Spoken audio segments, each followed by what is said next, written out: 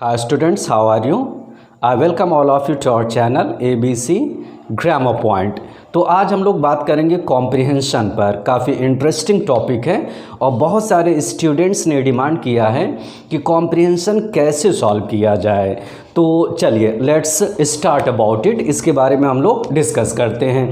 तो सबसे पहले हमें ये समझना है कि जो आपके एग्जामिनेशन में कॉम्प्रिहेंशन दिया जाता है, देखिए कोई भी एग्जामिनेशन हो, लगभग नियर अबाउट लगभग हर एक एग्जामिनेशन में एक कॉम्प्रिहेंशन आपको ज़रूर मिलेगा। तो कॉम्प्रिहेंशन वर्ड का मतलब क्या होता है? तो कॉम्प्रिहेंशन मीन्स क्या होता है? टू अंडरस्टैंड, मतलब किसी बात को समझना। आपने इंटरमीडिएट में भी किया होगा, हाई स्कूल में भी किया होगा, कहीं ना कहीं आपने ये कॉम्प्रिहेंशन ज़रूर किया होगा। तो जब आप बात करें इंटरमीडिएट या हाई स्कूल की, तो वहाँ पर तो पैसेज बहुत ही इजी होते हैं, but in your competitive examination, लेकिन आपके कॉम्पिटिटिव एग्जामिनेशन में कॉम्प्रिहेंशन थोड़ा सा कॉम्प्लिकेटेड होता है। तो कॉम्प्रिहेंशन जो वर्ड होता है वो किससे बना है? First of all we have to understand it. सबसे पहले हमें ये समझना है। देखिए कॉम्प्रिहेंशन का मतलब होता है समझना, और ये वर्ड किससे बना हुआ है? कॉम्प्रीहेंड से। और कॉम्प्रीहेंड का मतलब क्या होता है? समझना। इट इज़ वर्ब, ये हमारी क्या है? वर्ब है, क्रिया है, और इसका मतलब होता है अंडरस्टैंड, समझना। और इसी वर्ड से हमारा क्या बना हुआ है? कॉम्प्रीहेंशन। बहुत से लोग इसको क्या नाम देते हैं? आरसी। अब आरसी का मतलब क्या होता है? रीडिंग कॉम्प्रिहेंशन, मतलब कॉम्प्रिहेंशन को रीड करना। तो जब आप कोई भी एग्जामिनेशन हो, इट में बी एनी एग्जामिनेशन, तो उसमें कॉम्प्रिहेंशन ज़रूर मिलेगा। तो कॉम्प्रिहेंशन देने का क्या मोटिव होता है, क्या पर्पस होता है? तो कॉम्प्रिहेंशन देने का मकसद जो होता है वो क्या चेक करना होता है? वो आपकी अंडरस्टैंडिंग को चेक करते हैं कि आपका अंडरस्टैंडिंग कितनी अच्छी है। मतलब कोई पैसेज दिया गया, whether you are able to understand it properly और नॉट, आप उसको सही से समझ पा रहे हैं या नहीं समझ पा रहे हैं। अगर आपने कॉम्प्रिहेंशन को सही ढंग से समझ लिया है तो डेफिनेटली जो क्वेश्चन दिए जाएंगे उसको आप क्रैक कर लेंगे, सॉल्व कर लेंगे। और अगर आपने कॉम्प्रिहेंशन को सही से नहीं समझा है तो आपको प्रॉब्लम फेस करनी पड़ सकती है। मान लिया जाए आपको 5 क्वेश्चंस दिए गए, तो हो सकता है मे बी कि आप 1-2 कर पाएँ, या हो सकता है कि आपका सारा गलत हो जाए, या हो सकता है मे बी आपका सारा सही हो जाए। तो it depends on your luck, वो आपके लक पर डिपेंड करता है। कभी कभी कुछ एग्जामिनेशन में कॉम्प्रिहेंशन बहुत ही इजी दे दिए जाते हैं, और कुछ एग्जामिनेशन ऐसे होते हैं जहाँ पर कॉम्प्रिहेंशन बहुत ज़्यादा कॉम्प्लिकेटेड हो जाता है। तो कॉम्प्रिहेंशन को करने के लिए आपके पास क्या होना चाहिए? तो देखिए आपके पास क्या होना चाहिए? ग्रामर। ग्रामर मीन्स आपका टेंस स्ट्रॉन्ग होना चाहिए, parts of speech, noun, pronoun, verb, adverb, वो तो ठीक ही है, लेकिन फर्स्ट ऑफ ऑल आपका टेंस भी काफ़ी स्ट्रॉन्ग होना चाहिए। अगर आपका टेंस स्ट्रॉन्ग है तो डेफिनेटली आप समझ पाएंगे कि ये जो लाइन लिखी है ये प्रेजेंट में है, पास्ट में है, फ्यूचर में है, और इसकी मतलब इसका अर्थ हमें कैसे निकालना है। और साथ ही साथ आपका क्या स्ट्रॉन्ग होना चाहिए? वोकैबुलरी, आपका शब्दकोश भी काफ़ी स्ट्रॉन्ग होना चाहिए। अगर ये दोनों चीज़ें हैं तो definitely you can easily understand any comprehension. आप कोई भी कॉम्प्रिहेंशन को बड़े आराम से समझ सकते हैं।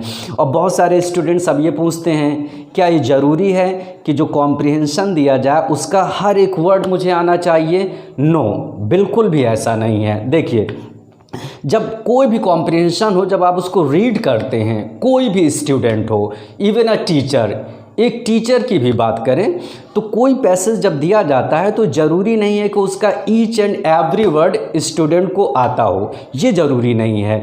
लेकिन जब आप रीड करते हैं, रफली ही आपको रीड करना है, बहुत डिटेल से रीड नहीं करना है, otherwise you are bound by time. आप एग्जामिनेशन में टाइम से बंधे होते हैं, आपके पास इतना टाइम नहीं होता, 2-4 घंटा तो होता नहीं है कि आप बड़े आराम से पढ़ें, लाइन बाय लाइन आप उसको रीड करें, फिर समझें, फिर रीड करें, फिर समझें, ऐसा नहीं है। तो आपको केवल रफली पढ़ना होगा। मान लिया जाए कि कोई कॉम्प्रिहेंशन में कुछ वर्ड्स आपको नहीं आ रहे हैं, तो इट डजेंट मैटर, उससे कोई भी फ़र्क नहीं पड़ेगा। हाँ, बस एक आइडिया निकल आना चाहिए कि ये पैसेज किसके बारे में बात कर रहा है। अगर आपका एक आइडिया निकल आया कि हाँ ये पैसेज इसके ऊपर बात कर रहा है तो डेफिनेटली आप बहुत अच्छा कॉम्प्रिहेंशन करेंगे। और मान लिया जाए आपकी इंग्लिश एकदम से ही वीक है, कोई पैसेज दिया गया उसमें एक भी वर्ड्स आपको नहीं आ रहा है, तो इसका मतलब आप उसको बिल्कुल भी नहीं कर सकते। और कॉम्प्रिहेंशन करने के लिए कोई शॉर्टकट तरीका नहीं है। बहुत सारे टीचर्स क्या होता है, बड़े आसान पैसेज डेमोन्स्ट्रेट करते हैं, दिखाते हैं और बोलते हैं कि देखिए कितनी ईजिली हमने सॉल्व कर लिया। तो उस तरीके से एग्जामिनेशन में तो आएगा ही नहीं कि बिल्कुल लो स्टैंडर्ड का आ जाए, आप बड़े आराम से उसको कर लें, ऐसा बिल्कुल भी नहीं है। तो डोंट मिसगाइड योरसेल्फ, आप अपने आप को मिसगाइड मत करिए, आप अपने टेंस को स्ट्रॉन्ग करिए और जितना हो सकता है आप अपने वर्ड पावर को, आप अपने वोकेबलरी को काफ़ी स्ट्रॉन्ग करिए। जब आप ये दोनों चीज़ें स्ट्रॉन्ग कर लेंगे तो डेफिनेटली आप कॉम्प्रिहेंशन को बड़े आराम से कर सकते हैं। तो एग्जामिनेशन में हर तरीके के आपको पैसेज मिलेंगे। कुछ पैसेज लिटरेचर पर होंगे, साइंस पर होंगे, पॉलिटिक्स पर होंगे, इकोनॉमिक्स पर होंगे। तो different types of passages are given, अलग अलग तरीके की पैसेज दिए जाते हैं। इस तरीके से स्टूडेंट्स को ये एडवाइस दिया जाता है कि वो डिफरेंट टाइप्स के जो सोर्स होते हैं, जैसे कभी इकोनॉमिक्स का पैसेज या न्यूज़पेपर वो पढ़े, कभी पॉलिटिक्स का, कभी जियोग्राफी का, कभी हिस्ट्री का। जब आपकी रीडिंग जो होती है जब वास्ट होती है ना, तो डेफिनेटली आपका माइंड भी क्या होता है, डेवलप होता है। तो इसके लिए देखिए फिर से मैं जोर दे रहा हूँ, there is no shortcut to it, इसका कोई भी शॉर्टकट नहीं है। आपके ये कोई ऐसा मैजिक नहीं है कि आपने बस पैसेज को देखा और नीचे क्वेश्चन देखा आप डेफिनेटली उसको सॉल्व कर लेंगे, ऐसा बिल्कुल नहीं है। हाँ, थोड़ी बहुत ट्रिक होती है जिसको मैं आपको एक्सप्लेन भी करूँगा। तो रीडिंग कॉम्प्रिहेंशन करने के लिए आपका कॉन्फिडेंस भी होना चाहिए। ऐसा नहीं है कि कोई पैसेज आपने देख लिया और उसके बाद बिना पढ़े हुए आप डर गए कि बाप रे इतना बड़ा पैसेज है, मैं इसको नहीं कर सकता हूँ। तो इस तरीके की आपकी मेंटेलिटी नहीं होनी चाहिए। तो आज मैं आपके सामने एक पैसेज एक्सप्लेन करूँगा और साथ ही साथ ये टेक्निक भी बताऊँगा कि कैसे इसको क्रैक करना है, मतलब कैसे समझना है। तो देखिए इसके लिए दो मेथड होते हैं। बहुत सारे स्टूडेंट्स क्या करते हैं, एक बार रफली पैसेज को पढ़ लेते हैं और पढ़ने के बाद एक आइडिया निकाल लेते हैं और उसमें जितने भी मेन पॉइंट होते हैं जिनको लगता है कि हाँ ये इट में भी मेन पॉइंट, ये मेन पॉइंट हो सकता है, तो उसको अंडरलाइन कर लेते हैं। तो ज़्यादातर देखा ये जाता है कि जो चीज़ मेन पॉइंट होती है it is written in capital, वो कैपिटल में लिखी रहती है, या इट इज़ अंडरलाइंड, या तो वो अंडरलाइंड रहती है, या it is written with an inverted commas, या तो वो इन्वर्टेड कॉमास के अंदर लिखी होती है। तो अक्सर ये देखा जाता है कि जो क्वेश्चन भी दिए जाते हैं ज़्यादातर उसी से रिलेटेड होते हैं। तो एक बार वो लोग रफली पैसेज को पढ़ते हैं और पढ़ने के बाद नीचे जो क्वेश्चन होता है उसको रीड करते हैं, फिर उसके बाद आइडिया लेते हैं कि हाँ which option is suitable here, यहाँ पर कौन सा ऑप्शन सूटेबल है। एक तरीका ये हो गया। दूसरा तरीका क्या होता है, don't read first your passage, पहले आपको पैसेज पढ़ने की ज़रूरत नहीं है, पहले आप क्वेश्चन को पढ़ लें और क्वेश्चन को पढ़ने के बाद आपको आइडिया ये मिल जाएगा कि हाँ ये क्वेश्चन ये बात पर ये क्वेश्चन जो है मेरा इस चीज़ के ऊपर है। फिर उसके बाद जब आप पैसेज पढ़ेंगे तो आपको आइडिया मिल जाएगा कि हाँ इस क्वेश्चन का आंसर जो है ये है, यहाँ से यहाँ तक है। तो you have to underline that portion, उस पोर्शन को आपको क्या करना होगा, अंडरलाइन करना होगा। ये भी तरीका अच्छा है। तो इट डिपेंड्स ऑन यू, ये मेरे बताने पर नहीं है, ये आपके ऊपर डिपेंड है कि which method is suitable for you, आपके लिए कौन सा मेथड ज़्यादा सूटेबल है। बिकॉज यू आर जज, क्योंकि आप ही जज हो, यू हैव टू जज योर सेल्फ, आपको अपने से अपने आप को जज करना होगा। और पैसेज को करने के लिए, कॉम्प्रिहेंशन को करने के लिए ज़रूरी होता है कि एक दो पैसेज से आप अपने आप को सेटिस्फाई मत करें। कंटिन्यूअसली जब तक आपका एग्जामिनेशन हो नहीं जाता तब तक आप प्रैक्टिस करते रहें, बिकॉज विदाउट प्रैक्टिस आपके अंदर परफेक्शन नहीं आ सकता है। आप जब प्रैक्टिस करते रहेंगे, हर तरीके के पैसेज आपको मिलेंगे, तो इस तरीके से आपका माइंड भी शार्प होता रहेगा। तो अगर आप इन सारी चीज़ों को फॉलो करेंगे तो डेफिनेटली आपका कॉम्प्रिहेंशन जो पोर्शन है बहुत ही आसान लगेगा। तो चलिए आज से हम लोग शुरू करते हैं कॉम्प्रिहेंशन। तो एक पैसेज आपके सामने दिया जाएगा, बोर्ड पर अभी डिस्प्ले हो जाएगा। तो सबसे पहले हम लोग उसको रीड करते हैं और रीड करने के बाद उसको समझते हैं कि what is the theme of the passage, इस पैसेज की थीम क्या है। फिर उसके बाद हम लोग क्वेश्चन को अटेम्प्ट करेंगे। तो ओके, लेट्स ट्राई। तो इसको हटा दिया जाए। तो एक पैसेज निकाला गया है, बहुत ही आसान पैसेज है, ना तो बहुत ज़्यादा टफ है ना ही बहुत ज़्यादा इजी पैसेज है। तो पैसेज क्या है, आप जैसे कि देख रहे हैं, it is on your screen.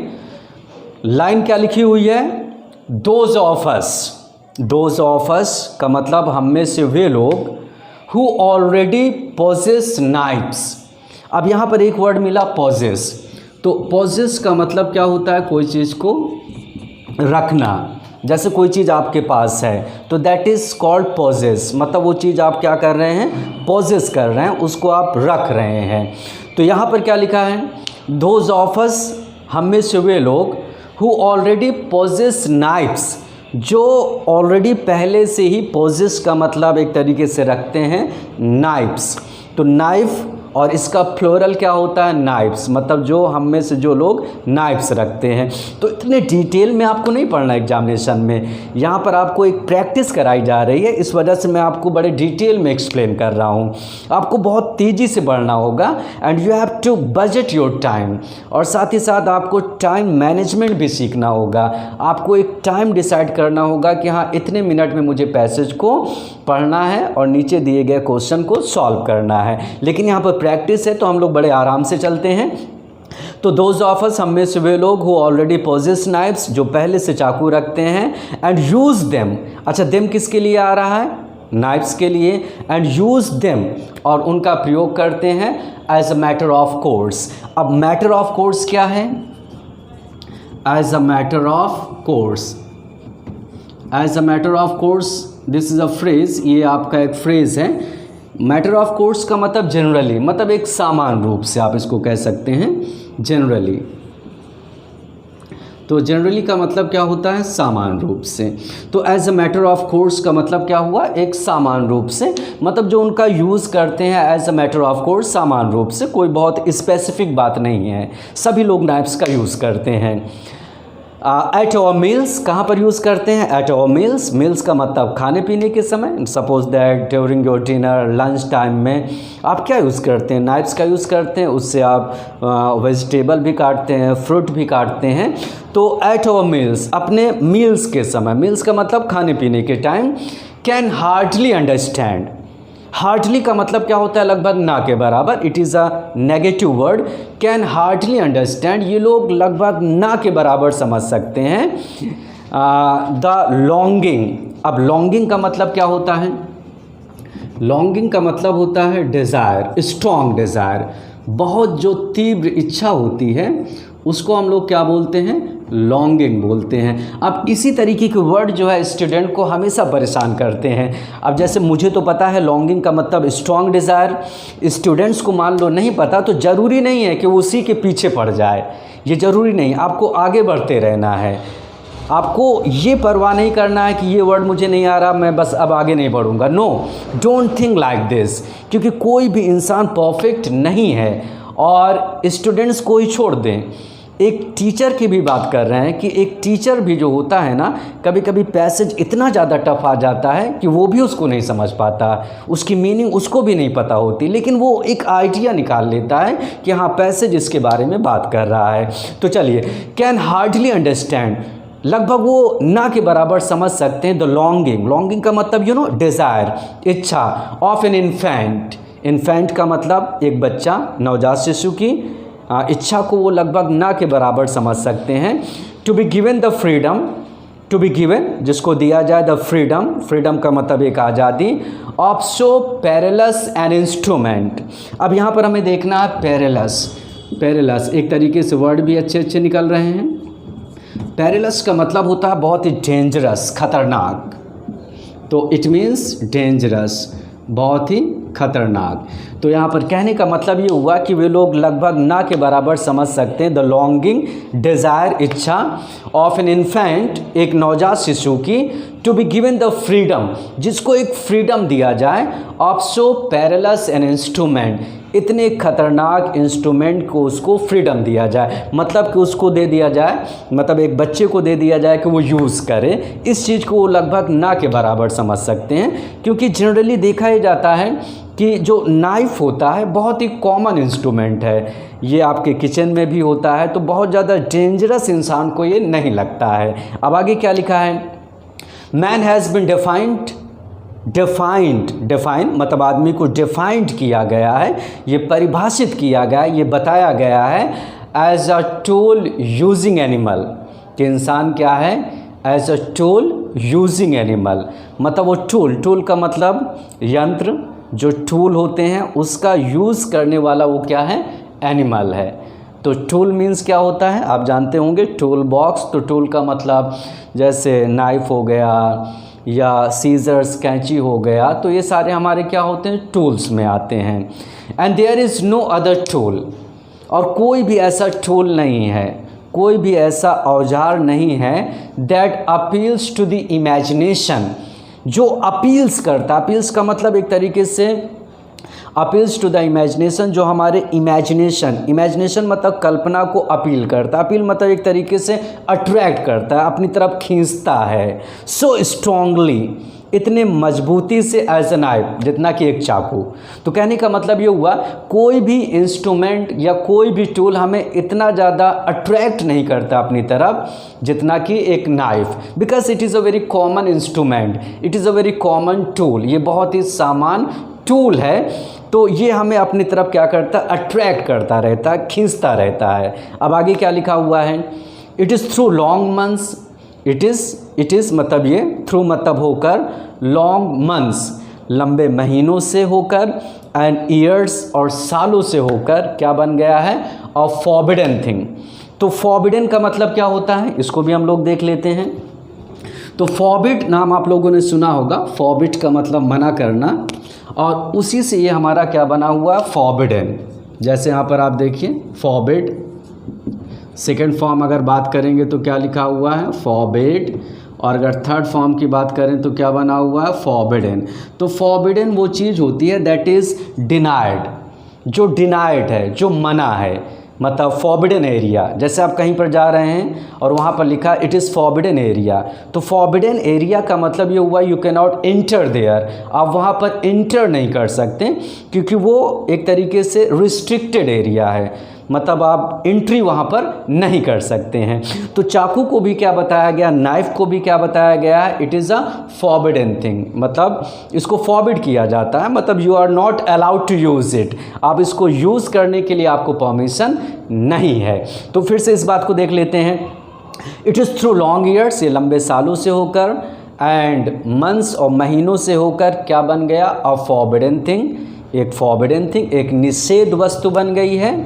And all the more fascinating, और इसी वजह से ये ऑल द मोर फैसिनेटिंग, बहुत ही फैसिनेटिंग बन गया है। फैसिनेटिंग का मतलब बहुत ही अट्रैक्टिंग, तो फैसिनेटिंग का मतलब क्या होता है, बहुत ज़्यादा जो अट्रैक्ट करता है, उसी को हम लोग क्या बोलते हैं, फैसिनेटिंग। तो फैसिनेटिंग का मतलब बहुत ही अट्रैक्टिव, जो अपने तरफ आकर्षित करे। तो देखिए होता क्या है कि जिस चीज़ को मना किया जाता है वही चीज़ हमारे लिए बड़ी अट्रैक्टिव बन जाती है, हमें लगता है कि हमें इसका यूज़ करना चाहिए। घर में जैसे बच्चे को कोई चीज़ मना कर दिया जाए कि नहीं, you are not allowed to use it, आप इसको यूज़ मत करो, तो अक्सर ये देखा जाता है कि बच्चा उसी को यूज़ करने की उसके अंदर क्या आ जाती है, एक स्ट्रॉन्ग डिज़ायर आ जाती है। तो जो नाइफ़ है, it has become a forbidden thing, ये क्या बन गया है, एक फॉरबिडन थिंग बन गया है। And all the more fascinating, और इसी वजह से ये ज़्यादा से ज़्यादा फैसिनेटिंग भी बन गया। ऑन दैट काउंट, इस काउंट पर, मतलब इस बात पर ये ज़्यादा से ज़्यादा क्या बन गया है, फैसिनेटिंग। अब ये ज़रूरी नहीं कि हर एक वर्ड का आपको परफेक्ट मीनिंग पता हो, एक आइडिया ही निकालना है बस, और कुछ नहीं करना है। There is no glory, glory का मतलब शान, देयर इज़ नो ग्लोरी, कोई भी ग्लोरी नहीं है। इन यूजिंग अ स्पून, अगर हम स्पून की बात करें, चम्मच की बात करें, तो उसको यूज़ करने में कोई ग्लोरी नहीं है, मतलब कोई शान की बात नहीं है। अगर आप चम्मच का यूज़ करते हैं तो it is not a matter of glory, तो ये कोई शान का मुद्दा नहीं बनता है। अब उसके आगे क्या लिखा है, there is no honour, there is no honour, कोई सम्मान नहीं है इन होल्डिंग अ फॉर्क। तो फॉर्क का मतलब क्या होता है, कांटा। जैसे मान लिया जाए खाने पीने में जो यूज़ किया जाता है कांटा, चम्मच जैसा होता है, उसी को हम लोग क्या बोलते हैं, फॉर्क। तो फॉर्क का मतलब कांटा भी होता है, और फॉर्क का मतलब जो टंग होती है, जैसे सांप की ज़बान जो होती है एकदम कांटे की जैसी होती है, उसको भी हम लोग क्या बोलते हैं, फॉर्क बोलते हैं। तो किस तरीके से फॉर्क होता है आपने देखा होगा, इस तरीके का जो होता है दैट इज़ कॉल्ड फॉर्क, उसी को हम लोग क्या बोलते हैं, फॉर्क बोलते हैं, जो यूज़ किया जाता है ड्यूरिंग योर मील, खाने पीने के दरमियान। तो आगे क्या बोल रहा है, देयर इज़ नो ऑनर, कोई सम्मान की बात नहीं है इन होल्डिंग अ फॉर्क, मतलब एक कांटे को पकड़ने में, in the right hand, right hand में कांटे को पकड़ने में कोई सम्मान की बात नहीं है। And in taking up, taking up का मतलब होता है लेने पर, ऑन इट का मतलब उसी कांटे के ऊपर क्या लेने में, आ लिटिल स्क्वायर्स ऑफ मीट, मतलब एक लिटिल स्क्वायर्स ऑफ मीट, मतलब एक मीट का छोटा सा टुकड़ा। तो जैसे आप लोग देखते हैं कि जब आदमी खाना खाता है, suppose that you are just having meat, आप मीट खा रहे हो या कोई भी चीज़, तो कांटे का यूज़ करते हैं जिस पर stick, just you press the fork, आप फॉर्क को क्या करते हो, प्रेस करते हो, and after that you eat, आप उसके बाद खाते हो। तो कहने का मतलब ये हुआ कि स्पून हो या फॉर्क हो तो उसको यूज़ करने में ना तो कोई सम्मान की बात है, ना ही कोई ग्लोरी की बात है, right. And that have been cut, और ये जो मीट है दैट हैव बीन कट, जिसको काटा गया है, विथ अ नाइफ, किससे काटा गया है, एक चाकू से। और किसके द्वारा काटा गया है, बाय सम मोर प्रिविलेज्ड हैंड। अब देखिए प्रिविलेज्ड हैंड, यही चीज़ अभी आपको क्वेश्चन में मिलेगा। तो प्रिविलेज्ड हैंड को हम लोग अंडरलाइन कर लेते हैं। मान लिया जाए, सपोज करते हैं कि हमें प्रिविलेज्ड हैंड का मतलब भी नहीं पता, लेकिन हमें हैंड पता है, हाथ, तो हम एक आइडिया ले लेंगे कि हाँ प्रिविलेज्ड का मतलब ये हो सकता है, मे भी अपने दिमाग में उसको रखेंगे, और जैसे आप क्वेश्चन देखेंगे तो डेफिनेटली आपको आइडिया मिल जाएगा कि हाँ प्रिविलेज्ड का मतलब शायद यहाँ पर ये है। तो इस तरीके से ये ऑप्शन सही है। तो चलिए प्रिविलेज्ड हैंड को अभी हम लोग इग्नोर करते हैं, बस इतना समझ लेते हैं कि वो नाइफ से कटा है, और किसके द्वारा कटा है, बाय सम मोर प्रिविलेज्ड हैंड, मतलब किसी प्रिविलेज्ड हैंड के द्वारा।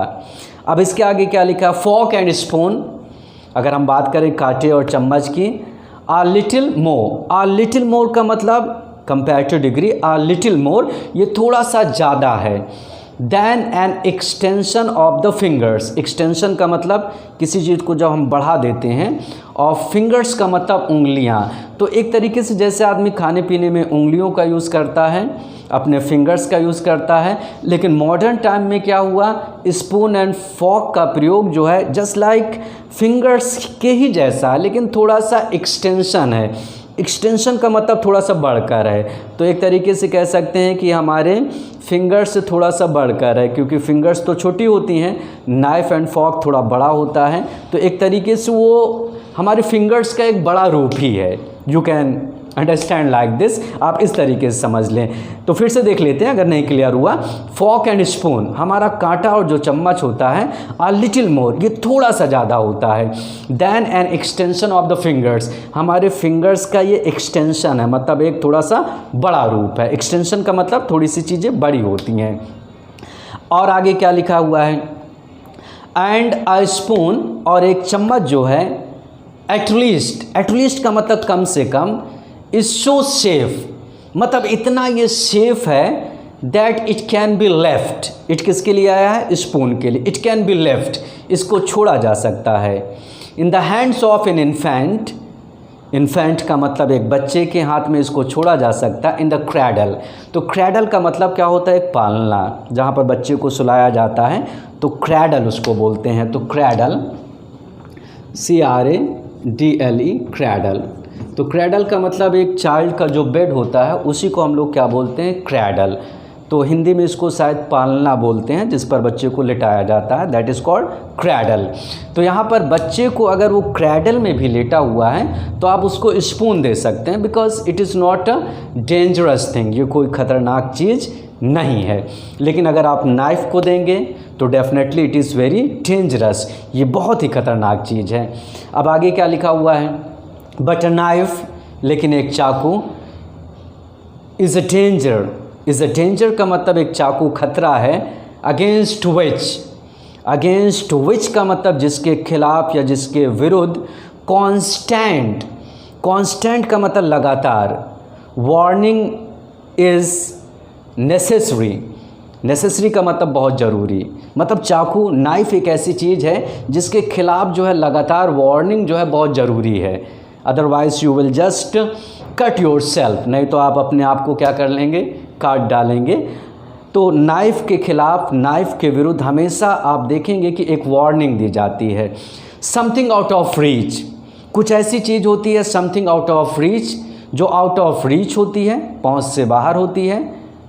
ऐसा नहीं कि हर आदमी को अलाउ है कि वो नाइफ़ रखे अपने पॉकेट में, ऐसा नहीं है। घर पर आप रख सकते हैं in order to cut your vegetables, fruit. लेकिन जो डेंजरस नाइफ़ होते हैं बहुत बड़े बड़े, जिनको डैगर कहा जाता है, खंजर जैसा, तो उनको अलाउ नहीं है कि यू जस्ट हैव इट। तो हमेशा क्या होते हैं, आउट ऑफ रीच, हमारे पहुंच से बाहर होते हैं।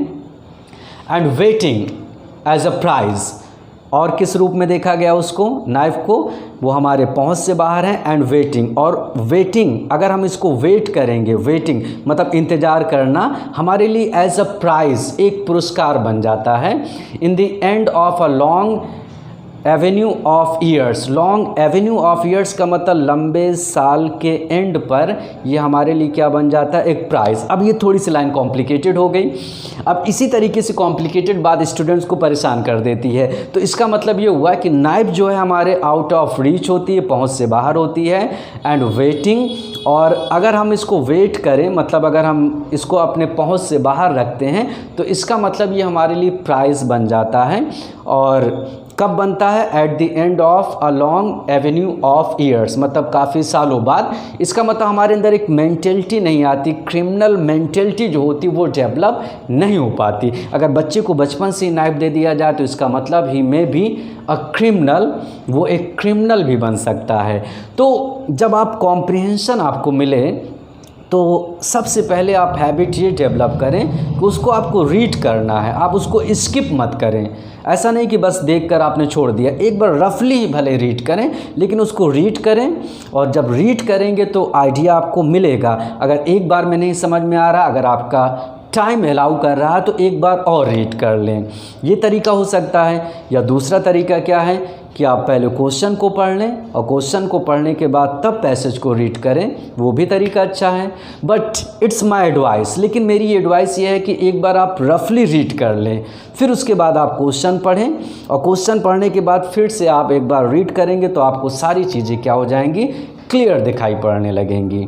तो एक बार आप लोग नाउ स्टॉप द वीडियो, आप वीडियो को स्टॉप करें और उसके बाद ये पैसेज को आप एक बार रीड करें। जिस तरीके से मैंने पढ़ाया बिल्कुल वैसे ही आपको इसको रीड करना है। ओके, तो देखिए पहला क्वेश्चन क्या है, what is the first question, the privileged hand. देखिए वही वर्ड आ गया ना, जो प्रिविलेज्ड, जिसको अंडरलाइन करवाया गया था। The privileged hand in the passage refers to, मतलब इस पैसेज में जो प्रिविलेज्ड हैंड है वो किस चीज़ को रेफ़र कर रहा है, किस चीज़ की तरफ इशारा कर रहा है। आपने पैसेज इतनी डिटेल से पढ़ा है तो डेफिनेटली आपको आइडिया मिल गया होगा। The spoon, the expert hand, the adults और द चिल्ड्रेन। तो आई होप ये क्लियर हो गया होगा। ये जो नाइफ पर, जो फॉक पर आदमी मीट रखता है और वो काटा गया किसके द्वारा, एक्सपर्ट हैंड के द्वारा, क्योंकि जो आदमी एक्सपर्ट होगा वही काट पाएगा सही ढंग से। अब इसको लॉजिक ये नहीं स्पून काटेगा ऐसा तो नहीं होगा, चिल्ड्रन काटेंगे, एडल्ट्स काटेंगे, इन सब का मेंशन भी नहीं दिया गया। तो जितने भी क्वेश्चन होते हैं ना वो पैसेज के अंदर ही होते हैं। ऐसा नहीं कि आपको पैसेज से बाहर जाना होगा, ऐसा नहीं कि आपको अपनी इमेजिनेशन का यूज़ करना होगा। इन सब चीज़ों से आपको बचना है। जितनी भी बातें मिलेंगी विद इन योर पैसेज वो आपके पैसेज के अंदर ही होंगी। अब दूसरा क्वेश्चन क्या है, to the child there is no glory, मतलब बच्चे के लिए कोई ग्लोरी की बात नहीं है। इन हैंडलिंग अ स्पून, मतलब हैंडल मतलब पकड़ने में, अ स्पून चाकू को, क्यों। तो चलिए ऑप्शन देखते हैं। The child does not find the spoon attractive, पहला ऑप्शन क्या है, बच्चा जो है स्पून को बहुत अट्रैक्टिव नहीं पाता है। अब वो बच्चा है तो उसको ये आइडिया थोड़ी मिलेगा कि हाँ ये अट्रैक्टिव है, ये अट्रैक्टिव नहीं है, और इस तरीके की बातें पैसेज में भी नहीं दी गई हैं।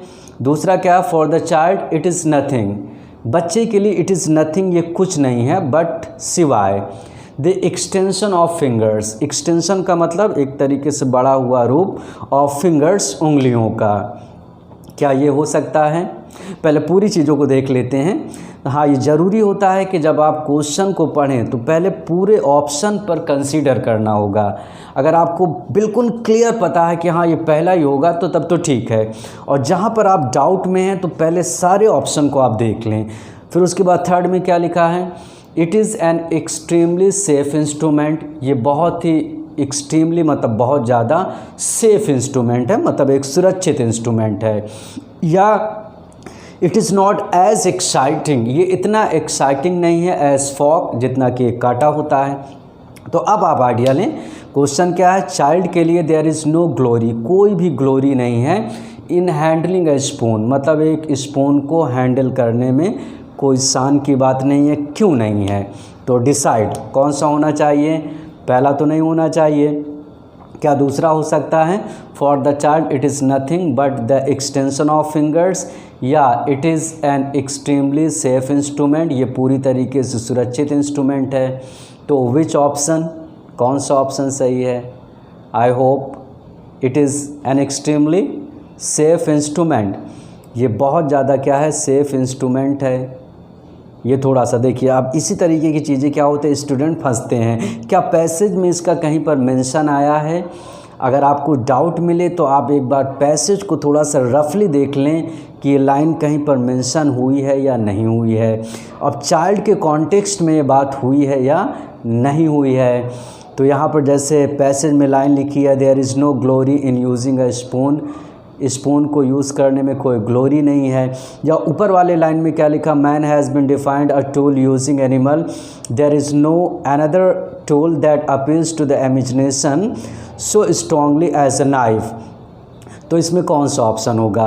अगर मान लिया जाए कि आप बहुत ज़्यादा फंस रहे हैं, देखिए ये सारी प्रैक्टिस का प्रोसेस है। अगर आप इस तरीके की क्वेश्चन में फंस रहे हैं और माइनस मार्किंग है तो यहाँ पर ज़रूरी नहीं कि उसको आप अटेम्प्ट करें। जब तक आपका कॉन्फिडेंस ना बने तब तक चीज़ों को आप अटेम्प्ट मत करें। तो मान लिया जाए सपोज़ दैट कि आपको ये क्वेश्चन नहीं आ रहा तो आप इसको स्किप करें, आगे बढ़ें। अब आगे में क्या लिखा हुआ है? थर्ड क्वेश्चन में adults can not understand, adults जो होते हैं, जो वयस्क लोग होते हैं, कैन नॉट अंडरस्टैंड, वो समझ नहीं पाते हैं या समझ नहीं सकते हैं। Why a child find knifes so attractive, कि बच्चा जो है नाइफ्स को इतना अट्रैक्टिव क्यों पाता है? बिकॉज क्योंकि दे किसके लिए है? एडल्ट्स के लिए। तो आई होप ये बड़ा आसान है, आप इसको बड़े ईजिली वे में समझ सकते हैं। बिकॉज क्योंकि they use knives routinely at the dining table, वे लोग नाइफ्स को रूटीनली मतलब एक रूटीन में, मतलब एक अपने नियमित तरीके से यूज़ करते हैं। या have forgotten their childhood experiences, या अपने वो चाइल्डहुड एक्सपीरियंसेस को भूल चुके हैं। ये लाइन तो मेंशन नहीं हुई पैसेज में।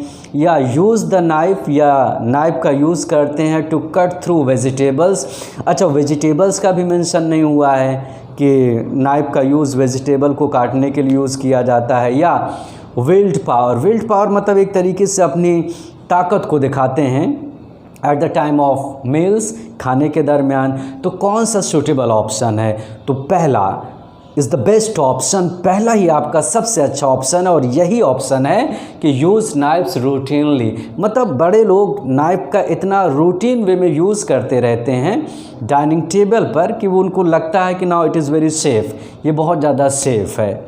ओके, तो यहाँ पर उस नाइफ़ की बात अलग है जो घरों में यूज़ किया जाता है, that is not so dangerous, वो इतना ज़्यादा डेंजरस नहीं होता है। ओके, अब अगला क्वेश्चन क्या है? द चाइल्ड, बच्चा। अब आगे क्या लिखा हुआ है? लॉन्ग्स, लॉन्ग्स का मतलब लंबा भी होता है, लॉन्ग्स का मतलब डिज़ायर। बच्चा डिज़ायर करता है to be a tool using animal. Tool using animal का मतलब एक जानवर, और कैसा जानवर? टूल यूजिंग मतलब उपकरण को यूज़ करने वाला जानवर होना चाहता है। या डिज़ायर्स द फ्रीडम, डिज़ायर्स का मतलब वो इच्छा करता है द फ्रीडम, स्वतंत्रता की, to use the perilous instrument. Perilous का मतलब खतरनाक इंस्ट्रूमेंट को यूज़ करने की उसके अंदर एक तरीके की चाहत है। या wants to use the knife, या वांट्स चाहता है to use the knife, knife को यूज़ करना because he wants to become a soldier. ये तो बात आई नहीं है कि वो एक सोल्जर बनना चाहता है, ये पैसेज में मेंशन नहीं है। या dreams of crime and adventure, या ड्रीम्स ऑफ सपना देखता है क्राइम अपराध का एंड एडवेंचर खतरे का, ये भी पैसेज में मेंशन नहीं है। तो कौन सा ऑप्शन होना चाहिए? The child longs to be a tool using animal, क्या वो टूल यूजिंग एनिमल होना चाहता है? या desires the freedom to use the perilous instrument, मतलब वो डिज़ायर्स करता है द फ्रीडम, कि उसको फ्रीडम मिले, to use the perilous instrument, इस खतरनाक इंस्ट्रूमेंट को यूज़ करने की उसके अंदर डिज़ायर होती है। हालांकि बच्चे को ये पता नहीं होता कि ये बहुत ही पेरिलस है, ख़तरनाक है, लेकिन जब वो देखता है तो वो अट्रैक्ट ऑटोमेटिक उसकी तरफ होता रहता है। अब अगला क्या है? तो हमारा कौन सा ऑप्शन इसमें सही है? Second one. फिर लास्ट क्वेश्चन क्या है? द नाइफ फैसिनेट्स, फैसिनेट्स करने का मतलब अट्रैक्ट, जो नाइफ है वो हमें अट्रैक्ट करती है अ चाइल्ड, एक बच्चे को, ऑल द मोर बहुत ज़्यादा, बिकॉज क्योंकि इट इज़, ये है, क्या है बताइए? आउट ऑफ हिज रीच, या अ प्रेसियस, बहुत ही बहुमूल्य प्राइज, पुरस्कार, या अ स्ट्रॉन्ग वेपन, बहुत ही मजबूत वेपन है, to defend oneself with, जिससे अपने आप की रक्षा की जा सके, या अ वेरी अट्रैक्टिव टॉय, बहुत ही अट्रैक्टिव टॉय है। तो इसमें से कौन सा सूटेबल होगा? अब देखिए, जब बच्चे से कोई चीज़ आउट ऑफ रीच होती है, मतलब उसके पहुंच से बाहर होती है, तो डेफिनेटली वो उसी तरफ क्या होता, अट्रैक्ट होता है। तो विच ऑप्शन इज सूटेबल? हमारा कौन सा ऑप्शन सूटेबल होगा? First one is the best option, तो पहला हमारा सही है। चलिए, एक क्वेश्चन जो आपने मिस किया है, आई होप शायद वो आपको आ गया हो, फिर से देख लेते हैं। To the child there is no glory, बच्चे के लिए कोई शान की बात नहीं है इन हैंडलिंग अ स्पून, एक चाकू को हैंडल करने में, तो कौन सा होना चाहिए? For the child it is nothing but the extension of fingers, या it is an extremely safe instrument, या एक एक्सट्रीमली सेफ इंस्ट्रूमेंट है, तो कौन सा होना चाहिए? It is an extremely safe instrument, ये बहुत ही सुरक्षित इंस्ट्रूमेंट है बच्चे के लिए। स्पून, चम्मच, चाकू होता तो थोड़ा सा डेंजरस हो जाता। तो हमारा कौन सा ऑप्शन सही है? Third one. तो इस तरीके से आपको कोशिश करना है। अगर कोई भी क्वेश्चन आपको डिस्टर्ब कर रहा है तो आप उसको छोड़ दें, आगे बढ़ें। हो सकता है कि आगे जैसे ही आप बढ़ेंगे, हो सकता है वो दिमाग में आपका क्लिक कर जाए, फिर से रिमाइंड हो जाए कि नहीं इसमें ये चीज़ हो सकती है। और अगर कहीं पर आप फंस रहे हैं तो एक बार, अगर टाइम अगर आपको अलाउ कर रहा है, तो एक बार पैसेज को आप रफली फिर से देख सकते हैं। तो आई होप ये क्लियर हो गया होगा। इसी तरीके से आपको प्रैक्टिस करते रहना है। जितना ज़्यादा आप प्रैक्टिस करेंगे उतना ही आपका एक तरीके से कह सकते हैं कॉम्प्रिहेंशन आपके लिए आसान बन जाएगा। Okay, thank you.